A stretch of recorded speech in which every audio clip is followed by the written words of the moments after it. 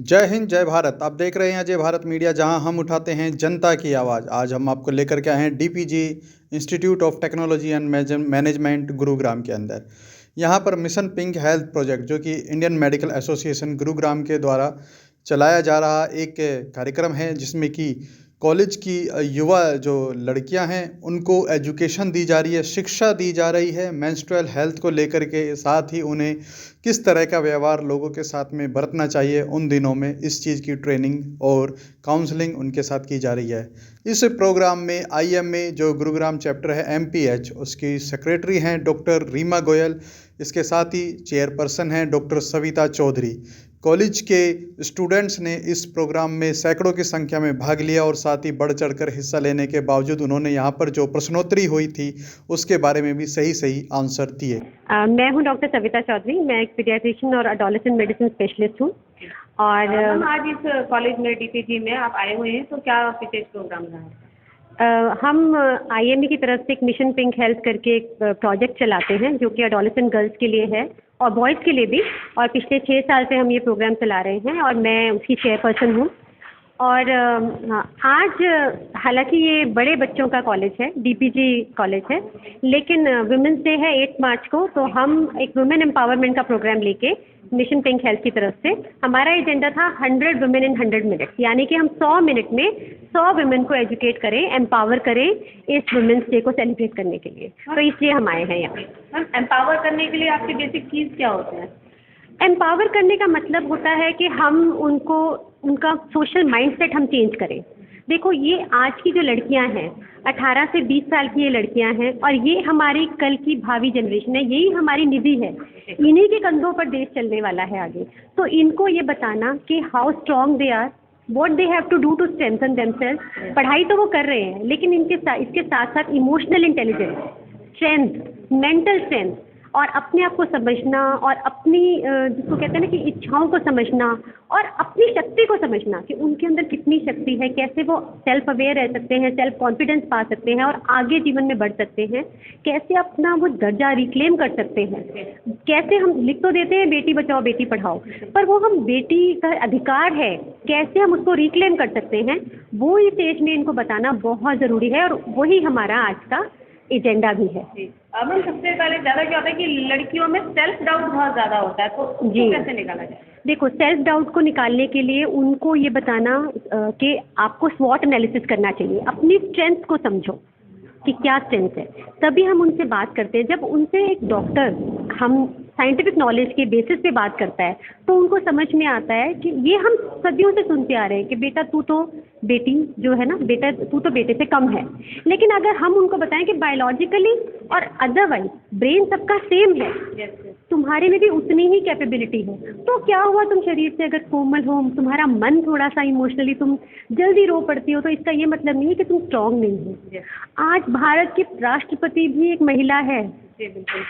महिला क्या नहीं कर सकती? महिला फाइटर पायलट भी है, महिला पॉलिटिक्स में भी है, सदन में खड़े होकर बजट जब एक महिला चला सकती है, इतने बड़े लोकतंत्र को चला सकती है, तो हम क्या नहीं कर सकते? ये बात उनको हमें बतानी होगी, ताकि जो सदियों से चला आ रहा है एक डिफरेंस जो बेटे और बेटी में उनके मन में घर कर गया है, उसको बाहर निकाल फेंकना और उनको ये बताना कि तुम बेटों से कम नहीं हो, ये हमारा मकसद है। मैम, जैसे अभी आपने बात की कि बेटियां कोमल होती हैं, बट जब हम पेन कैपेसिटी की बात करते हैं तो कहा जाता है कि 8 डेसिमल का दर्द किसी को हो तो वो मर जाता है, बट प्रसूति के दौरान एग्जैक्टली 10 डेसिमल के दर्द में बिल्कुल कोमल है, कमज़ोर नहीं है। ये समझना बहुत ज़रूरी है। बेशक से वो कोमल है, लेकिन कमज़ोर नहीं है, उसमें इतनी स्ट्रेंथ है, और ये स्ट्रेंथ आप धीरे धीरे अपने अंदर पाते हो, अपनी डिस्कवर करते हो। With every year, with every movement you discover your inner strength. वो इनर स्ट्रेंथ को समझना ही एम्पावरमेंट है। That is what empowerment means. Ma'am, आज जैसे आप उनका सेशन लेके चले जाएंगे, तो रेगुलर डेली बेसिस पे जब वो अपने आप को हीन समझती है, तो किस तरह से अपने आप को ऊपर रख सकती हैं? देखो, आप तो जानती हैं कि हम हर महीने हर स्कूल में जाके ये सेशंस करते हैं, और अभी हमारे यहाँ के जो प्रिंसिपल हैं, जो यहाँ के चेयरपर्सन हैं, जो कॉलेज के, उनसे हमारी बात हुई है और उनसे हमें ये आश्वासन मिला है कि हम रेगुलरली यहाँ स्कूल इस कॉलेज में आके उनसे बात कर सकते हैं। और उसके साथ साथ जो मेरा टीन क्लिनिक चलता है उसमें तो मैं रेगुलरली ऐसे टीनेजर से इंटरेक्ट करती हूँ और they are most welcome to come to me, to talk to me. और जब जब उनको ज़रूरत है मैं फ़ोन पर भी अवेलेबल हूँ वो एक्स्ट्रा डोज पाने के लिए। यस मैम, जहाँ तक हम बात करें एम्पावरमेंट की, लड़कियों को एम्पावर करना बहुत अच्छी बात है, बट जहाँ वो अपनी आज़ादी का गलत फ़ायदा उठा लेते हैं तो उनको कैसे रास्ते पर लाएं? बिल्कुल सही बात है, आप ये भी बहुत सही बात करें। एक्चुअली हम थोड़े से ना वेस्टर्न कल्चर से इन्फ्लुएंस हो रहे हैं।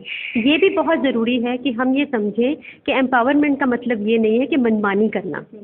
एम्पावरमेंट का मतलब ये है कि अपने वैल्यू सिस्टम को कस के पकड़े रहना और अपनी इनर सेंस को समझना। ये दोनों चीज़ें they should go hand in hand.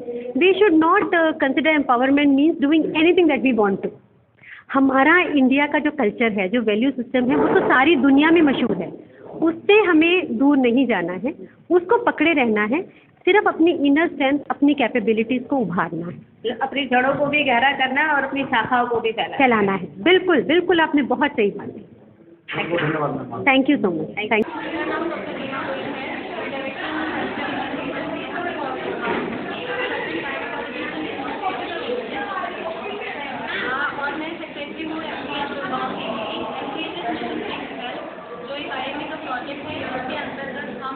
कोशिश करते हैं कि समाज की जागरूकता फैलाने के लिए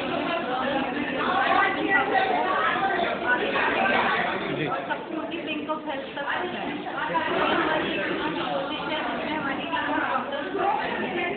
आज का सेशन हमारा हुआ है DPG मैनेजमेंट में, जिसके अंतर्गत हमारा आज का जो टाइटल था 100 मिनट, उसमें हम वुमेन्स डे के उपलक्ष्य में ये प्रोग्राम कर रहे हैं, जिसमें हम जागरूक करना चाहते हैं regarding their inner strength, women empowerment. तो आज हमारा जो सेशन है काफ़ी फ्रूटफुल रहा, जिसमें लगभग 150 to 200 बच्चों ने पार्टिसिपेट करा और हमने बहुत अच्छे सेशंस यहाँ कंडक्ट करे, उनको काफ़ी नॉलेज दी। और बेसिक नॉलेज ये दी गई है कि women stands equal to man और उनको हमें एक सोसाइटी में अपनी पोजीशन लाने के लिए खुद पर बिलीव करना सबसे ज़्यादा ज़रूरी है।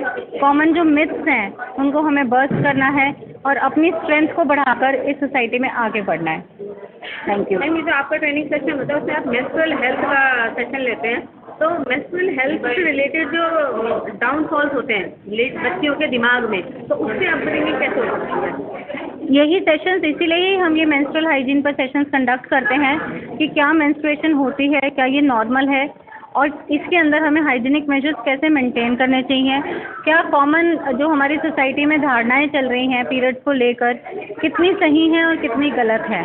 तो हमें लगता है कि जब हम ऐसे सेशंस कंडक्ट करते हैं तो हम इस जनरेशन के साथ साथ आगे आने वाली जनरेशन तक भी मैसेज पहुंचा रहे हैं, ताकि सारी की सारी फीमेल पावर अपने आप को समझें और पुरानी धारणाओं से बाहर निकालकर अपनी एक नई दुनिया बनाएं।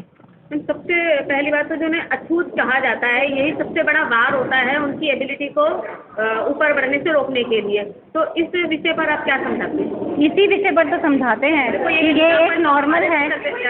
जैसे कि आज ही सेशन में हमने पूछा कि क्या मंदिर में जाना सही है पीरियड्स के दौरान, लेकिन इनमें से एक लड़की थी जिन्होंने गीता तक पहुंच गई वो कि गीता में भी ये कहानी है कि लड़कियां इम्प्योर हैं।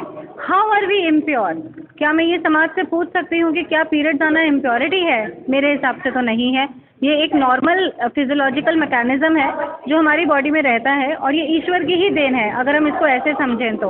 और पुराने ज़माने में भी महिलाओं को इतनी शक्ति दी जाती थी, उनको इतना मान सम्मान दिया जाता था। हमारी दुर्गा भी तो जो देवी का रूप है वो भी एक महिला है, तो हर नारी में एक दुर्गा है, उसको उस चीज़ को पहचानना है और इन सारी मिथ से बाहर निकलना है।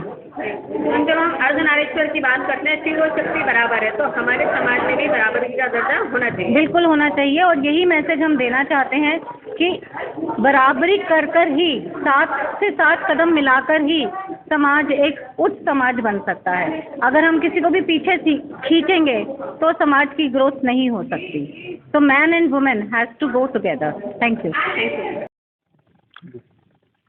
गोपीचंद गहलोत DPG कॉलेज से बोल रहा हूँ। आज का जो हेल्थ से रिलेटेड कार्यक्रम रखा गया। उसमें IMA की तरफ से, इंडियन मेडिकल एसोसिएशन की तरफ से उनकी सचिव और बहुत से डॉक्टरों ने हिस्सा लिया और उनका वुमेन डे के इस पे अवसर पर मेन मकसद उनको स्टूडेंट्स में, खास तौर पर लड़कियों में हेल्थ कॉन्शियस के बारे में काफ़ी उन्होंने डिटेल में जाना भी और उनको टिप्स भी दिए कि किस तरह का हमें स्वास्थ्य के प्रति जागरूकता बरतनी चाहिए। निश्चित तौर पे ऐसे कार्यक्रमों से स्टूडेंट्स को फ़ायदा होता है और ऐसे कार्यक्रम खास तौर पे हमारी मैनेजमेंट भी आयोजित करती रहती है। अभी 2 दिन पहले ही हमने वर्ल्ड साइंस डे भी सेलिब्रेट किया था और उसी कड़ी में आज ये हमारा लड़कियों को प्रति मिशन थिंक हेल्थ के बारे में भी था, जो बड़ा अच्छा रहा और इसका अच्छा इम्पैक्ट जाएगा। मिशन थिंक हेल्थ पहली बार ऑर्गेनाइज हुआ है आपके कॉलेज में, क्या भविष्य में भी इसको कंटिन्यू किया जाएगा? हमारे यहाँ टाइम टू टाइम बहुत से आयोजन होते हैं, उसमें ये निश्चित तौर पे आज बड़ा सफल रहा और हमारा प्रयास रहेगा कि हर साल इस कार्यक्रम को इससे भी अच्छे ढंग से कराएं। धन्यवाद।